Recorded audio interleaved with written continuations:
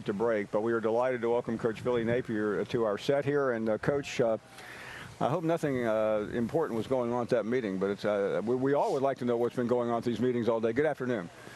Yeah, it's going great. I'm just the rookie in the room, right? So try to keep it quick and concise and do a lot of listening. But certainly a unique time to be in those meetings for sure. Yeah, and listen, I realize there's a brotherhood, and we're here to learn more about what happens on the field than off the field. But you're in there with a lot of people you know, some maybe you don't know very well. What's it like, and is that realization, which I'm sure keeps coming to you, that you are now at the pinnacle of your profession?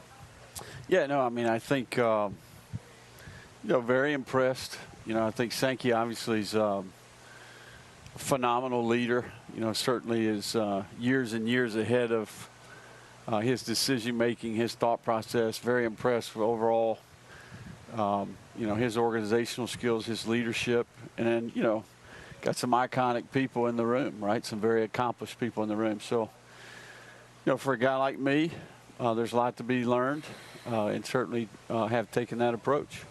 Your resume is well known. We've talked about it countless times here. And in relation to Coach Saban, everyone here has been talking about what happened 2 weeks ago. And I know it's awkward when they're your colleagues, and one is somebody who is a really important part of your career. What's it like to watch that on the sidelines? You're talking about. What exactly are you talking about? You know what I'm talking about. No, I think, I would probably, we'll let those gentlemen handle that. I'm very accomplished coaches, certainly Coach Saban in particular, hired me 2 different occasions. Wouldn't be here today without him. Certainly the wisdom, the experience there. And we've taken a lot of what we learned from not only him, but from a lot of the coaches that we worked for and applied that. We had tremendous success at Louisiana, and really excited about applying that, wisdom and experience to our situation at the University of Florida. So these guys they're veterans, they're cutthroat competitors, very accomplished, and they've got conviction about who they are and how they do things, and certainly, it comes with the territory. As a former Saban disciple, you're not a former, you are a Saban disciple, and I know I'm getting into that gray area that coaches are uncomfortable with, but Jimbo Fisher said a lot of things about people like you who had worked with Nick Saban, Lane Kiffin, many other people that are Kirby Smart. Was that uncomfortable to hear him lump a lot of former Saban assistants, including you, into that conversation? Yeah, no, I mean, I think that I can't compliment my experience enough. I was there 5 years with Coach Saban, and really at a critical point in my career in 2011, where I'd been in college football coaching for 10 years, to be on the inside at the University of Alabama as he was just getting that thing started. There's a lot to be learned about that in-house process. So, I think the things discussed there were relative to those 2 individuals, right? And I think I'm wise enough to not get in the middle of that conversation. But I think you're very wise. Yeah, Jimbo is a great competitor, and certainly it's been great to keep up with him and observe his career. And certainly these people are who they are because they're great competitors, and they have conviction about their process, what they believe in, and how they do things. You have embraced NIL to the extent that any coach can. Some coaches talk around the edges.